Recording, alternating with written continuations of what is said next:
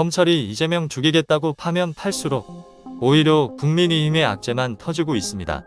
이재명 대표가 대선 후보 시절이었던 지난 2021년 10월 경기도 국정감사에서 백현동 사업 특혜 의혹과 관련해 국토부가 용도 변경을 요청했고 공공기관 이전 특별법에 따라 응할 수밖에 없었다고 언급했습니다. 이에 검찰은 대선 과정에서 허위 사실을 공표했다며 공직선거법 위반 혐의로 이재명 대표를 재판에 넘겼습니다. 그런데 서울신문 등 언론사가 입수한 문건에 따르면 국토부와 식품연구원은 지난 2014년 성남시에 대통령 지시사항, 국가정책 사업 등을 언급하며 백현동 식품연구원 부지에 대한 용도 변경을 3차례 요청했던 것으로 밝혀졌습니다. 박근혜 전 대통령이 지난 2014년 3월 주재한 제5차 무역투자진흥회의 겸 지역발전연석회의에서 2015년 12월까지 식품연구원 부지 용도 변경을 완료하기로 했는데 이를 위한 후속작업 차원에서 문건이 전달된 셈인 것입니다. 국토부는 2014년 성남시에 보낸 공문에서 우리 부는 종전부동산 매각을 촉진하기 위하여 다각적인 방안을 마련하여 지원하고 있다면서 이전 기관의 재원 마련을 위하여 종전부동산의 매각이 적기에 이루어질 수 있도록 조치하여 주시기 바란다고 했습니다. 당시 정부의 핵심 사업인 공공기관 이전 및 혁신도시 건설을 거론하면서 이전 대상 중 하나로 식품연구원을 꼽은 것입니다. 비슷한 시기 식품연구원도 성남시에 공문을 보내 부지 용도 변경 및 식품연구원 이전이 대통령 관심사안임을 강조하면서 우리 연구원 또한 대통령 지시사항의 불이행과 적극적인 업무 추진 결여에 대한 외부 감사로부터 자유롭지 못하다고 했는데요. 이것은 성남시가 용도 변경을 이행하지 않을 경우 감사의 대상이 될 수 있다는 압박성 메시지를 전한 것으로 밖에 보이지 않습니다. 이어 용도 변경이 계속 지연된다면 신축공사 일정 지연에 따라 공사비 등 이전 비용이 상승하여 국가재정 부담이 늘어나고 우리 연구원의 재정 부담도 커질 수밖에 없다며 재정 상황을 이유로 성남시에 대한 압박 수위를 높이기도 했습니다. 같은 해 10월에는 국토부가 성남시에 다시 공문을 보내 식품연구원은 지방 이전을 추진하고 있으나 종전부동산 매각이 지연되고 있어 이전의 차질을 빚고 있다면서 공공기관 지방 이전 사업이 국가정책 사업임을 감안하여 한국식품연구원 종전부동산이 조속히 매각 및 활용될 수 있도록 성남시에서는 용도 변경 등을 적극적으로 협조 및 지원해 주시기 바란다고 강조했습니다. 그러니까 식품연구원의 매각 및 용도 변경이 지연되고 있다며 성남시에게 속도를 높일 것을 재차 촉구한 셈인 것이지요.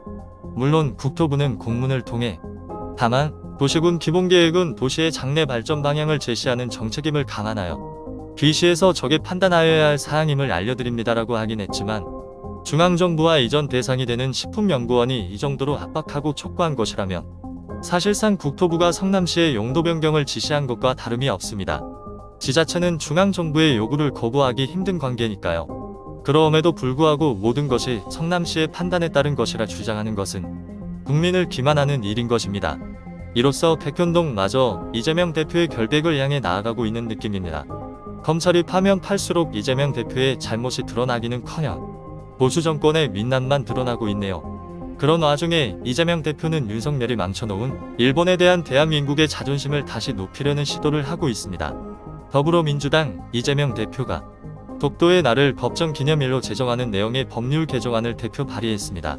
이 대표가 지난 21일 대표 발의한 독도의 지속 가능한 이용에 관한 법률 일부 개정 법률안은 10월 25일인 독도의 날을 공식 기념일로 지정해 독도 수호 의지를 알려야 한다는 내용이 담겨 있습니다.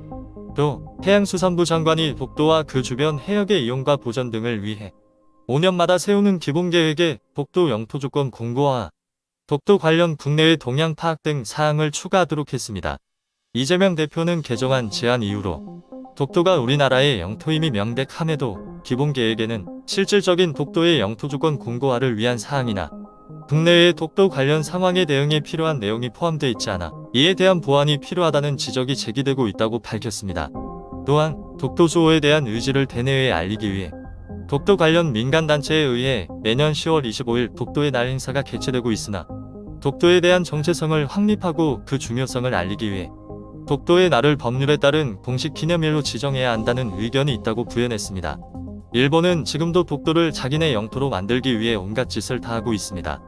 그걸 묵인하고 제대로 항의도 못하는 윤석열의 굴욕적인 외교는 더 이상 희망이 없습니다. 앞으로 이재명 대표가 발의한 독도의 날 법안을 국민의힘에 어떤 의원이 반대하는지 지켜보는 것도 재미있을 것 같습니다. 이번에는 좀 우울한 뉴스입니다. 아마도 4월에 전기요금과 가스요금이 동시에 인상될지도 모르겠습니다. 산업부는 현재까지 러시아 우크라이나 전쟁이 계속되며 에너지 가격은 여전히 예측 불가능한 변동성을 키우고 있고, 지난해 에너지 공기업 실적은 역대 최저 수준을 기록했다는 점, 다음 달 전기요금과 가스요금을 다시 한번 올릴 가능성이 높은 것으로 판단됩니다. 이창양 산업통상자원부 장관은 지난달 20일 세종정부청사에서 진행한 기자간담회에서 에너지 요금 인상 여부에 대해 국제 에너지 가격 동향, 에너지 공기업의 적자와 미수금 수준, 물가 등의 지표를 종합적으로 살핀 후 결정한다고 말한 바 있습니다.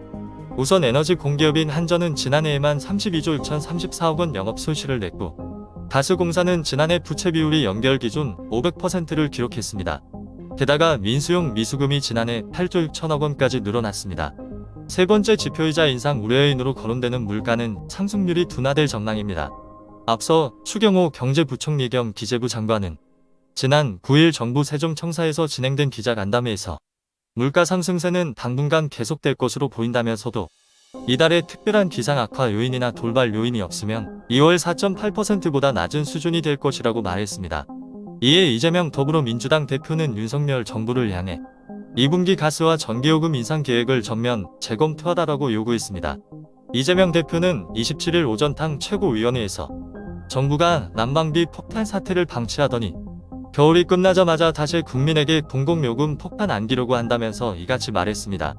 그는 초부자 대기업에게 감세 특혜를 퍼주면서 국민 살림살이는 나 몰라라 해서 되겠냐면서 민생 고통을 가중해서는 안 된다고 비판했습니다. 이 대표는 이와 함께 물가가 안정될 때까지 유류세 인하 조치도 추가 연장할 것을 촉구한다고 덧붙였습니다. 과연 민생을 생각하는 정치인 누구일까요? 대통령이란 사람은 이런 생각을 하기는 하는 것일까요? 내년 총선으로 우리 꼭 심판합시다. 오늘도 긴 영상 시청해주셔서 감사합니다. 영상이 좋으셨다면 구독과 좋아요, 댓글 부탁드리고요. 오늘도 기억해야 할 뉴스TV였습니다.